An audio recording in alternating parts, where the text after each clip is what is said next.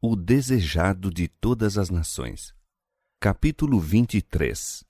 O reino de Deus está próximo. Veio Jesus para a Galiléia pregando o evangelho do reino de Deus e dizendo: O tempo está cumprido e o reino de Deus está próximo. Arrependei-vos e crede no evangelho. Marcos capítulo 1, versos 14 e 15. A vinda do Messias anunciara-se primeiramente na Judéia. No templo de Jerusalém, fora predito a Zacarias o nascimento do precursor, enquanto aquele ministrava perante o altar. Nas montanhas de Belém, os anjos proclamaram o nascimento de Jesus. Os magos foram a Jerusalém em busca dele. Simeão e Ana testificaram no templo de sua divindade. Jerusalém e toda a Judéia ouviram a pregação de João Batista, e os emissários do Sinédrio, juntamente com a multidão, escutaram seu testemunho quanto a Jesus. Na Judéia, Cristo recebera os primeiros discípulos. Ali tivera lugar grande parte de seu ministério inicial. A irradiação de sua divindade na purificação do templo, seus milagres de cura e as lições da verdade divina que lhe caíram dos lábios, tudo proclamava aquilo que, depois da cura de Betesda, ele declarara perante o Sinédrio, sua filiação do Eterno. Houvessem os guias de Israel recebido a Cristo, e ele os teria honrado como mensageiros seus para levar o Evangelho ao mundo. Foi-lhes dada primeiramente a eles a oportunidade de se tornarem arautos do reino e da graça de Deus. Mas Israel não conheceu o tempo de sua visitação. Os ciúmes e desconfianças dos chefes judaicos maturaram em ódio aberto e o coração do povo se desviou de Jesus. O Sinédrio rejeitara a mensagem de Cristo e intentava matá-lo. Portanto, Jesus partiu de Jerusalém, afastou-se dos sacerdotes, do templo, dos guias religiosos, do povo que fora instruído na lei, e voltou-se para outra classe para proclamar sua mensagem e remir os que haviam de levar o Evangelho a todas as nações. Como a luz e a vida dos homens foi rejeitada pelas autoridades eclesiásticas nos dias de Cristo, assim tem sido rejeitada em todas as subsequentes gerações. A miúde se tem repetido a história da retirada de Cristo da Judéia. Quando os reformadores pregavam a palavra de Deus, não tinham ideia alguma de se separar da igreja estabelecida. Os guias religiosos, porém, não toleravam a luz e os que a conduziam eram forçados a buscar outra classe, a qual estava ansiosa da verdade. Em nossos dias, poucos dos professos seguidores da Reforma são atuados pelo espírito da mesma. Poucos estão à escuta da voz de Deus e prontos a aceitar a verdade, seja qual for a maneira por que se apresente.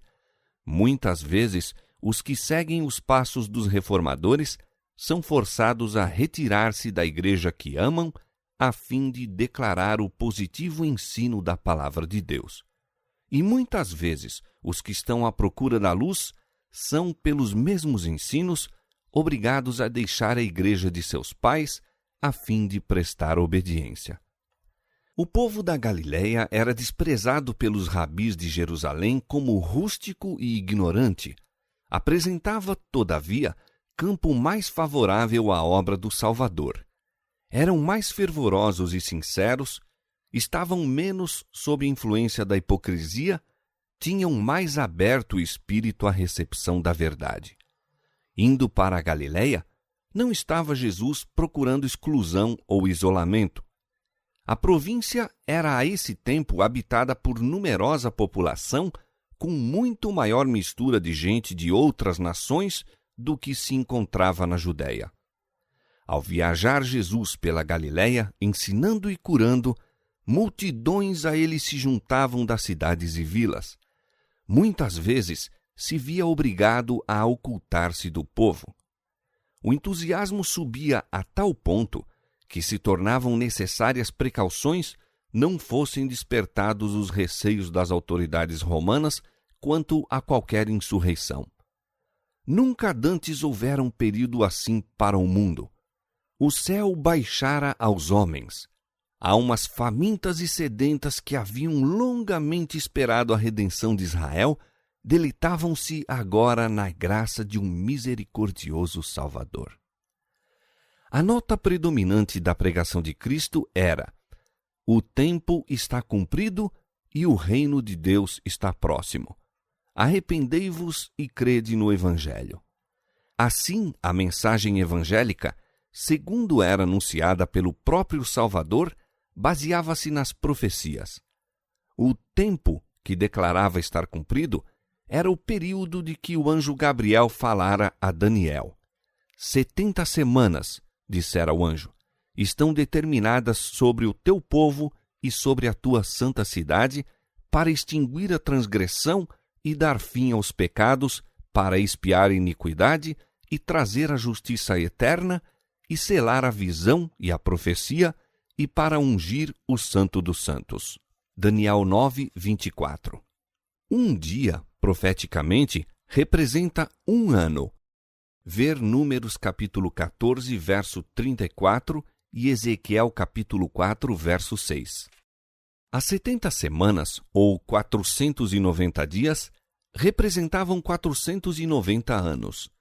É dado um ponto de partida para esse período. Sabe e entende. Desde a saída da ordem para restaurar e para edificar Jerusalém até ao Messias, o príncipe, 7 semanas e 62 semanas, Daniel 9, 25, 69 semanas ou 483 anos. A ordem para restaurar e edificar Jerusalém, confirmada pelo decreto de Artaxerxes Longímano, ver Esdras capítulo 6, verso 14 e capítulo 7, verso 1. Foi dada no outono de 457 a.C. Daí, 483 anos estendem-se ao outono de 27 depois de Cristo. Segundo predição dos profetas, esse período devia chegar ao Messias, o ungido. No ano 27, Jesus recebeu, em seu batismo, a unção do Espírito Santo e pouco depois começou seu ministério. Foi então proclamada a mensagem: o tempo está cumprido. Então, disse o anjo, ele firmará um concerto com muitos por 1 semana, 7 anos. Durante 7 anos, depois de começar o Salvador seu ministério, o Evangelho devia ser pregado especialmente aos judeus. 3 anos e meio pelo próprio Cristo e depois pelos apóstolos. Na metade da semana, fará cessar o sacrifício e a oferta de manjares. Daniel 9, 27. Na primavera de 31 depois de Cristo, o verdadeiro sacrifício, foi oferecido no Calvário. Então, o véu do templo se rasgou em 2, mostrando que a santidade e significação do serviço sacrificial desapareceram. Chegara o tempo de cessar o sacrifício terrestre e a oblação. A semana, 7 anos, terminou em 34 depois de Cristo. Então, pelo apedrejamento de Estevão, os judeus selaram afinal sua rejeição do Evangelho. Os discípulos, espalhados pela perseguição, iam por toda parte anunciando a palavra, Atos capítulo 8, verso 4, e depois Saulo, o perseguidor, se converteu e tornou-se Paulo, o apóstolo dos gentios. O tempo da vinda de Cristo, sua unção pelo Espírito Santo, sua morte e a pregação do Evangelho aos gentios foram definidamente indicados. O povo judeu teve o privilégio de compreender essas profecias e reconhecer seu cumprimento na missão de Jesus. Cristo insistia com seus discípulos quanto à importância do estudo profético. Referindo-se à profecia dada a Daniel acerca do tempo deles, disse: quem lê, entenda. Mateus 24, 15. Depois de sua ressurreição, explicou aos discípulos, começando por todos os profetas o que dele se achava em todas as Escrituras. Lucas 24, 27. O Salvador falara por intermédio de todos os profetas. O Espírito de Cristo que estava neles indicava anteriormente, testificando os sofrimentos que a Cristo haviam de vir e a glória que se lhes havia de seguir. 1 Pedro capítulo 1, verso 11. Foi Gabriel, o anjo que ocupa a posição imediata ao Filho de Deus, que veio com a divina mensagem a Daniel. Foi Gabriel, seu anjo, que Cristo enviou a revelar o futuro ao amado João. E é proferida uma bênção sobre os que leem e ouvem as palavras da profecia e observam as coisas ali escritas. Apocalipse capítulo 1, verso 3. O Senhor Jeová não fará coisa alguma sem ter revelado o seu segredo aos seus servos, os profetas. Ao passo que as coisas encobertas são para o Senhor nosso Deus, as reveladas são para nós e para nossos filhos para sempre. Amós capítulo 3, verso 7 e Deuteronômio capítulo 29, verso 29. Deus nos tem dado essas coisas e sua bênção acompanhará o estudo reverente das Escrituras proféticas, secundado de oração. Como a mensagem do primeiro advento de Cristo anunciava o reino de sua graça, assim a de sua segunda vinda anuncia o reino de sua glória. E a segunda, como a primeira mensagem, acha-se baseada nas profecias. As palavras do anjo a Daniel, com relação aos últimos dias, deviam ser compreendidas no tempo do fim. A esse tempo, muitos correrão de uma parte para outra e a ciência se multiplicará. Os ímpios procederão impiamente, e nenhum dos ímpios entenderá, mas os sábios entenderão.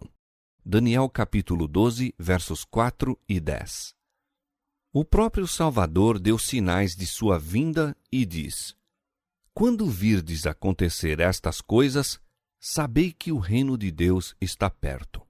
E olhai por vós, não aconteça que os vossos corações se carreguem de glutonaria, de embriaguez e dos cuidados da vida, e venha sobre vós de improviso aquele dia.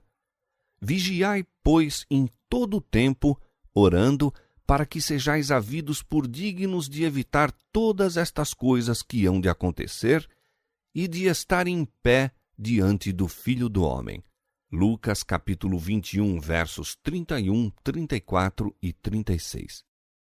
Chegamos ao período predito nessas passagens. É chegado o tempo do fim, as visões dos profetas acham-se reveladas e suas solenes advertências nos mostram a vinda de nosso Senhor em glória como próxima às portas.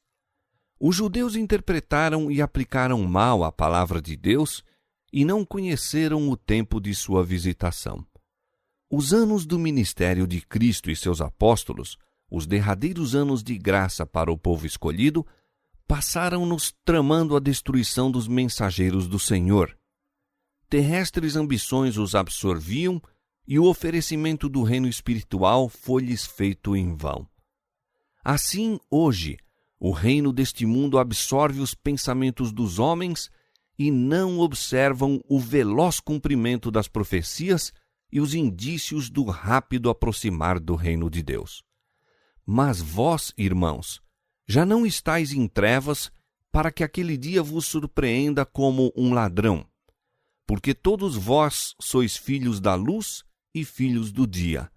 Nós não somos da noite nem das trevas. Se bem que não saibamos a hora da volta de nosso Senhor, podemos conhecer quando está perto.